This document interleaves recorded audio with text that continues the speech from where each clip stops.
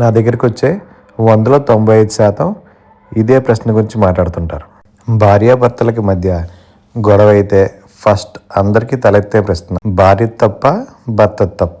వాళ్ళిద్దరూ గొడవ ఆడుకునేది కూడా అదే దాని మీద, నాది తప్ప నీది తప్ప.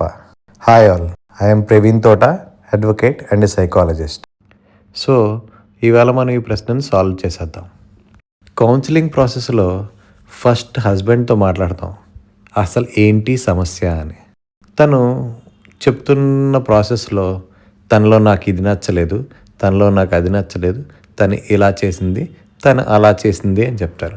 అదేవిధంగా వైఫ్ని కూడా అడుగుతాం, సో ఏంటయిందండి, ఎందుకు మీకు ఏంటి ప్రాబ్లం అంటే, మా హస్బెండ్లో నాకు ఇది సమస్య, అది సమస్య, ఇది అండి అదండి అని చెప్తారు.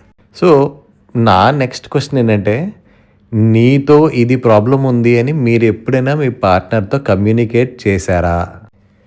100% చెయ్యరు. అదే పెద్ద సమస్య. నీతో నాకు ఈ సమస్య ఉందని వాళ్ళకి తప్పితే ప్రపంచంలో ఉన్న అందరికీ చెప్తారు. అది ఇక్కడ ప్రాబ్లం.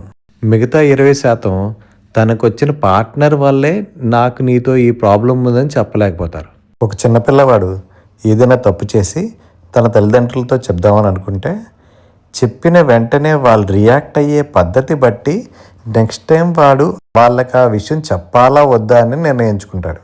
అయ్యో అలా జరిగిందా, పోన్లే నాన్న నెక్స్ట్ టైం అలా చెయ్యకు అని అనడం వేరు, నువ్వు అసలు అలా ఎలా చేస్తావు, నేను పెంచిన పెంపకం ఏంటి, నువ్వేంటి అని రియాక్ట్ అవ్వడం వేరు. అలానే ఇక్కడ అతిగా గారాబం చూపించమని కూడా చెప్పట్లేదు, వెంటనే అటాక్ చేయొద్దు అని చెప్తున్నాను. ఇదే సిచ్యువేషన్ ఇప్పుడు దంపతుల మధ్యలో వచ్చింది.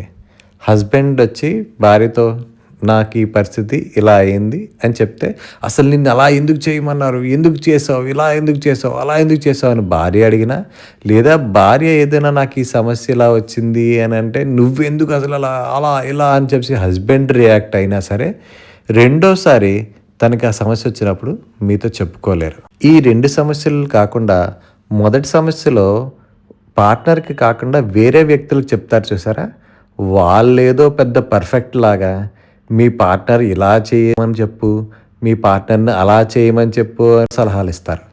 సో నీకు ఎప్పుడైనా కడుపు నొప్పిగా ఉందనుకో, డాక్టర్ని అడుగు, కరెక్ట్ ప్రిస్క్రిప్షన్ ఇస్తారు. ఇంకా మీ పెద్దవాళ్ళు ఎల్డర్లీ పేరెంట్స్ ఉంటారా, వాళ్ళని అడగండి, వాళ్ళు కరెక్ట్గా సలహా ఇస్తారు. అంతేగాని తప్పుగా అనుకోకండి, ఇది మీ జీవితం, మీ జీవితాన్ని మీరే చక్కదిద్దుకోవాలి. మీ ఫ్రెండ్స్నో మీ పేరెంట్స్నో ఇన్వాల్వ్ చేస్తే అది సిచ్యువేషన్ ఇంకా వరస్ట్ అయిపోతుంది. ఇంతకు మించి మీ సాయం కావాలనుకుంటే మీ అన్న ప్రవీణ్ కుమార్ ఎప్పుడు ఉంటాడు. నా కాంటాక్ట్ డీటెయిల్స్ డిస్క్రిప్షన్లో పెడతాను. సర్వేజన సుఖినో భవంతు.